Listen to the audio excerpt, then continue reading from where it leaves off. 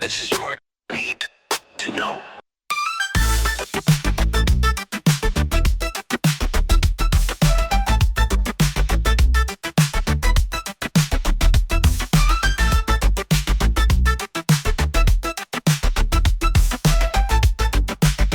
This is your need to know.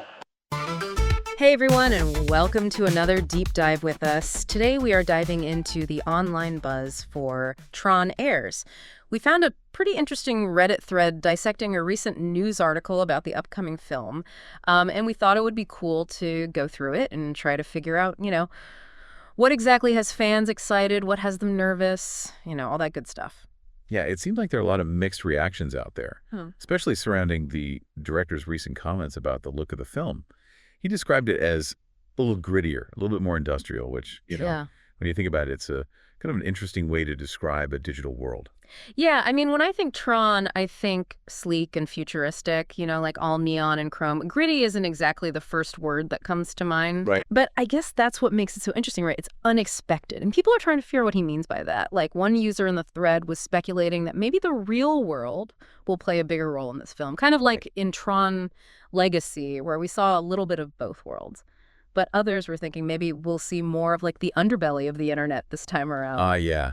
Like the dark web or those massive server farms for Bitcoin mining. Exactly. Like those places aren't exactly known for their beauty or, high-tech design. Definitely not. I mean, they're more functional than fashionable, right? Right. So it's interesting to think about how they might translate that visually to the world of Tron. Yeah, for sure. It could be really cool. And speaking of interesting choices, let's talk about the casting. Oh, yeah. Jared Leto.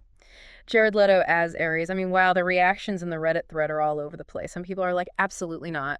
Yeah. He's definitely a polarizing figure in Hollywood. I mean, I get it. Like, his Joker and Suicide Squad didn't exactly win everyone over. Right. But he's also won an Oscar, And he's had some really strong performances in other films, like Blade Runner 2049, for example. Oh, yeah, he was great in that. And that's what some of the fans in the thread are saying, too. Like, yeah, he's had some misses, but he's also capable of delivering incredible performances. So they're willing to give him a chance. They're, reserving judgment until they see the film. Right. I mean, it's all about waiting to see how he embodies this character. Exactly. And I think, given the director's comments about the film's darker tone, Leto's intensity could actually work really well in this world. Like, imagine him bringing that intensity to a more morally ambiguous Tron. Oh, yeah. It could be really something. That's a good point. Speaking of things that have people talking, let's move on to the music. Yes. The soundtrack. Which is a big deal for any Tron film, right? It's huge. Like, Daft Punk's score for Tron, Legacy, was iconic. Absolutely. But they're not coming back for this one. Nope. And a lot of fans are bummed about that, understandably so. Understand. But the news that Trent Reznor and Atticus Ross from Nine Inch Nails are taking over, it's generated a lot of excitement. It's interesting, isn't it? I mean, Daft Punk and Nine Inch Nails, they have such distinct sounds, but there's a lot of buzz in the thread about how Reznor and Ross's work on the Social Network soundtrack was just so, haunting and atmospheric and just perfect for building tension. Yeah. It's a really different vibe than Daft Punk's electronic sound. So I'm curious what you think about this change in musical direction. Like, how do you think their sound will translate to the world of Tron? Well, if we're going with this idea of a grittier aesthetic, a more maybe psychological storyline, the Nine Inch Nails industrial sound could actually be a really good fit. I mean, their music often explores themes of alienation, the darker side of technology. That kind of thing. Yeah, that's true. So instead of the soaring electronic soundscapes, we might get something more, brooding, introspective, maybe even a bit unsettling. Exactly. Which could really add to the overall atmosphere of the film. Yeah, I can see that. Like, imagine those distorted synths, those driving rhythms layered over the light cycle races. Oh, wow. It could be really intense. Yeah, it could create a very different but equally impactful sonic experience. Totally. It's exciting to think about. Yeah. And it just goes to show, how much thought and care the filmmakers are putting into this project. Absolutely. It's not just a cash grab. They're really trying to do something different with this film. It seems that way. And I think that's what has people both excited and, maybe a little bit apprehensive. Yeah, I think that's a good way to put it. Because that's we don't know what to expect. Right. But we know it's going to be something unique. Definitely something to keep an eye on. For sure. But let's take a quick break and we'll come back and dive into some of the other topics that are buzzing around Tron errors, like sequel fatigue, the long development process, all that good stuff. Okay. This is your need to know.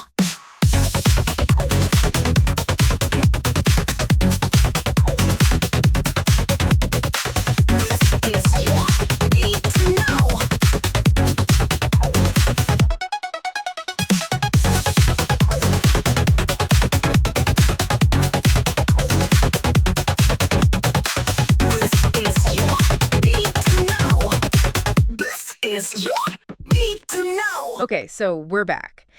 And before the break, we were talking about, the whole grittier aesthetic thing and how it sparked all this speculation about what we might see in Tron eras. Like, people are throwing out ideas about the dark web Bitcoin server farms. Yeah, it really got people thinking outside the box. It did, and it makes you realize how much our understanding of the digital world has changed since the last Tron film came out. It has, hasn't it? Like back in 2010, the idea of a Bitcoin server farm would have been like science fiction to most people. Right, exactly. But now it's like this tangible representation of how complex and even kind of scary technology can be. And that's something that Tron eras could really tap into. Yeah.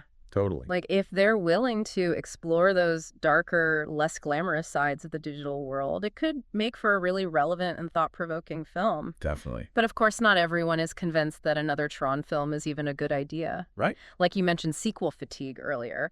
And there are definitely some strong opinions about that in the Reddit thread. Oh, yeah. Sequel fatigue is a real thing. I mean, there have been so many sequels that just feel like cash grabs. Totally, just rehashing the same story without adding anything new. Exactly. And one user even said straight up, there are some movies that do not benefit from sequels. Tron was one. Ouch. Yeah, right? That's pretty harsh. It is. But, I mean, it highlights the challenge facing the filmmakers, right? It does. Like, they need to convince audiences that Tron Heirs isn't just a retread, that it has something new and important to say. Exactly. So what do you think? Does Tron have the potential to break free from that sequel fatigue curse? I think it does. I really do. I mean, the original Tron was groundbreaking for its time. And Tron Legacy, while maybe not perfect, it definitely expanded the world in some interesting ways. Right. So if Tron heirs can tap into those current cultural anxieties about technology, about our increasingly digital lives, and maybe even offer some, thought-provoking commentary on those issues, Right. I think it has the potential to be a really timely and relevant film. Yeah, I see what you mean. Like, instead of just trying to recapture the magic of the original, they're using the Tron world as a lens to examine our current relationship with technology. Precisely. Okay, so we've got a potential visual shift, a potentially controversial casting choice, a new musical direction, and a healthy dose of skepticism about whether another Tron film is even necessary. It's a lot to unpack. It is. But there's one more element I wanted to touch on, and that's the film's long development process. One user in the thread pointed out that it's been in the works for over a decade. Wow. Yeah. That's a long time. It is. But I mean, it's not unusual for a film of this scope. Yeah. Especially a sci-fi film with heavy visual effects. Right. These things take time. I know, but a decade just seems like a really long time. I mean, think about it. They were essentially creating a whole new world, designing environments, characters, vehicles, all with a level of detail that wasn't even possible 10 years ago. Yeah, that's true. And then you have the actual filming, which for a film like this probably involves a lot of motion capture and green screen work. And then all the post-production. Exactly. Adding in the special effects, the music, all the finishing touches. It's a massive undertaking. It is. And then, of course, you have the inevitable delays. Oh, yeah. Script rewrites, scheduling conflicts, studio notes. These things can push a project back by months, even years. And in the case of Tron Heirs, there was also a change in director. The original director, Joseph Kosinski, he's no longer attached to the project. Right, and that kind of suggests that there have been some significant changes in direction along the way. It does, doesn't it? Makes you wonder what Kosinski's vision for the film was and how it differs from what we'll ultimately see on screen. Yeah, it's like there's this alternate version of the film out there, a ghost in the machine, that only exists in our imaginations. It's an interesting thought.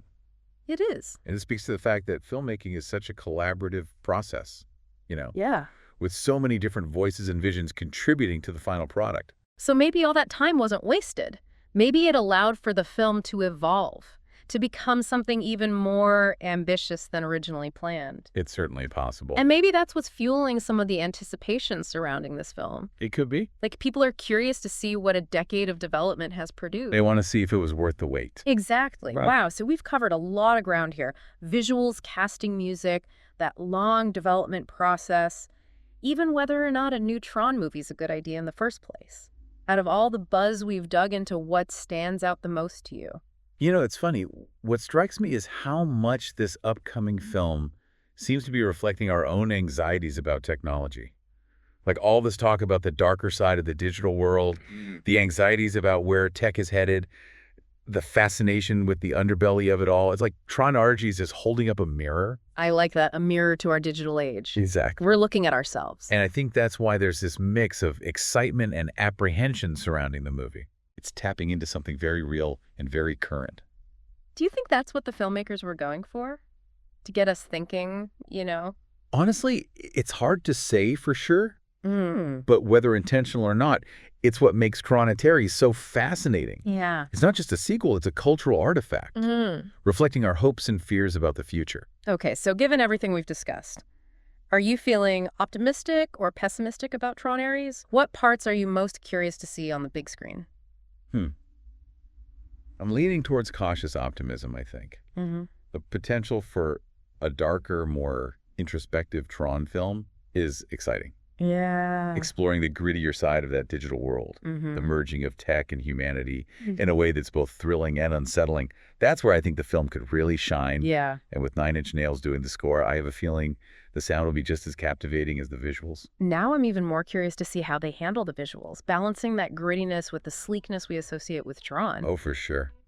That's going to be a challenge. If they pull it off, though, could be visually stunning. Absolutely. And let's not forget Jared Leto. Oh, right. Love him or hate him. He's a captivating presence on screen. Yeah, that's true.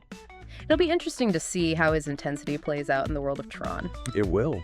Well, I'm ready to jack back into the grid, see what Tron Ares has in store. Me too. And hey, maybe this deep dive will help us appreciate the film on a whole new level. Yeah, I don't know. That's the fun part about exploring the buzz beforehand. Gives us a framework, a lens to view the final product. Thanks for joining me on this deep dive into Tron Ares. I'm sure we'll be revisiting this once the film is released. We can compare our initial impressions with the actual experience. Until then, keep those data streams flowing. This is your need to know.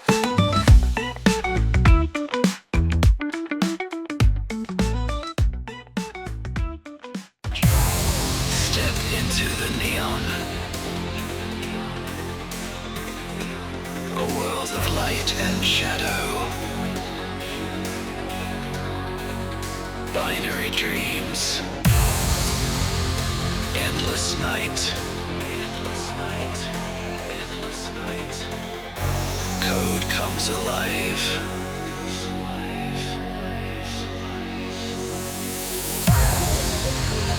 A digital frontier. The program's the game. Trapped in the system. Circuits of freedom. Under virtual lights. Riding the light. Through the endless zone. Creed is alive. Alive, alive, alive.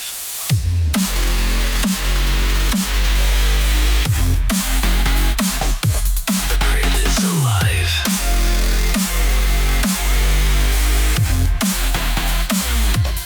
Break the cycle.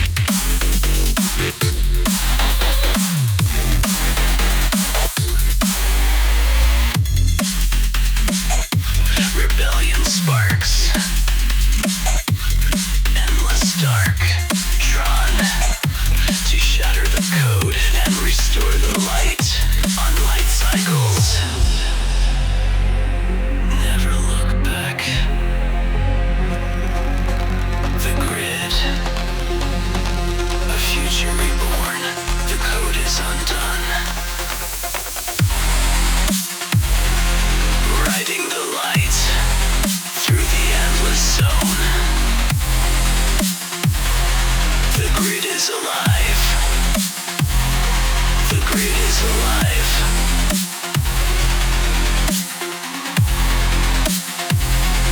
The grid is alive.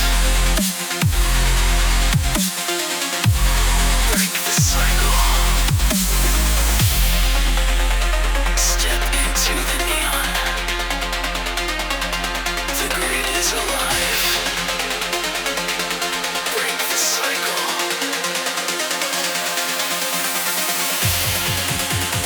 Step into the neon. The grid is alive.